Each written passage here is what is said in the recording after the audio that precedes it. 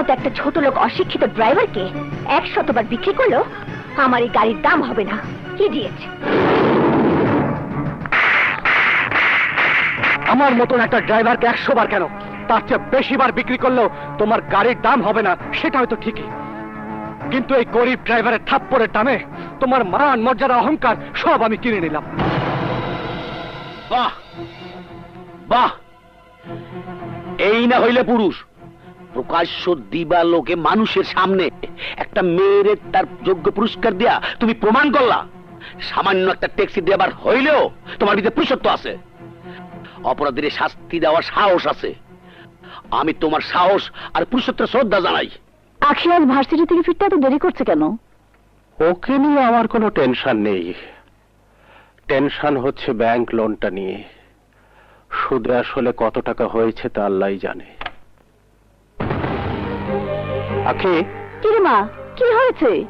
এত দেরি করলি যে? আখি, কি হলো লতা? আখি যে কোনো কথা না বলেই চলে গেল।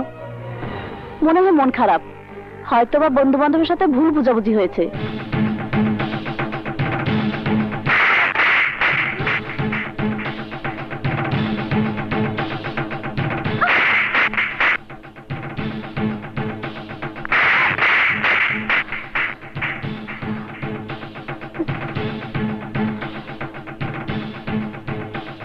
না, সামান্য একটা ট্যাক্সি ড্রাইভারের কাছে আমি হার মানতে পারি না, শাস্তি ওকে পেতেই হবে। কিছু হয়নি তো ভাই? তোর কবজিতে নাকি অনেক শক্তি হয়েছে, তাই তোর কবজি নিলামে উঠেছে। তোর কবজি কেটে একজনকে উপহার দেব, তার বিনিময়ে পাবো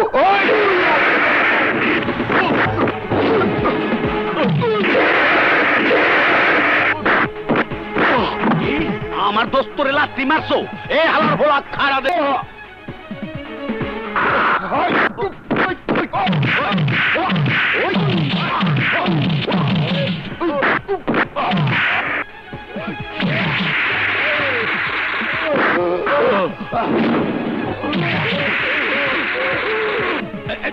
তাও একেবারে মারি দিয়া ঠেতলাই হালাইছে। চল আয়।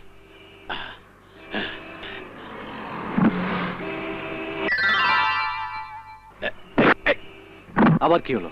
দেখছোস দোষ, এতক্ষণ মাইয়েটা খারাই খারাই তামসা দেখছে, কামটা মনে ওই করাইছে।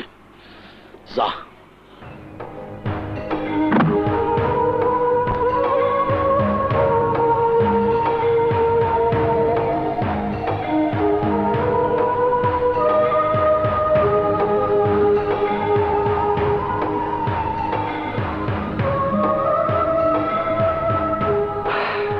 অপরাধ করেও যদি অপরাধবোধ না হয় তাহলে মন থেকে কোনোদিন শান্তি পাওয়া যায় না,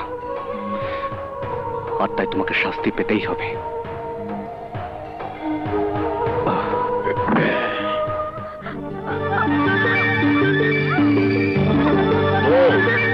তোমার বিচারের নমুনা দেখা আমার শান্তিত প্রেমের গিয়ার লাগতে আছে।